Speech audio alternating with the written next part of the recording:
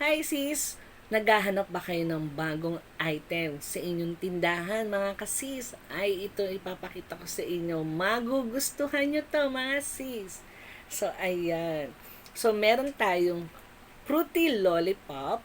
And then sa loob ng isang box meron ng 30 pieces mga kasis. Oo, dahil sa isang hilera is taga-anim. So, 6, 12, 18, 24, 30. And then, meron tayong tatlong flavors. Oo, meron tayong watermelon. Ayan, watermelon. Meron tayong corn. Ayan. At meron tayong orange. Oo. So, ayan mga kasisa. So, itong ating fruity lollipop, wala pa po siyang 100 mga kasis. Oo. So, ayan.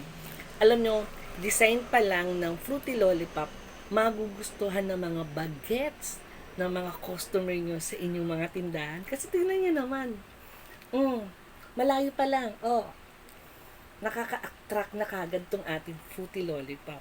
Kaya mga kasis, nasa yellow basket na yan mga sis. Nasa yellow basket na yan, oo. So, itong ating fruit lollipop. So, sa loob ng isang box, meron 30 pieces. And then, mga kasisa, wala pa siyang 100. Oo.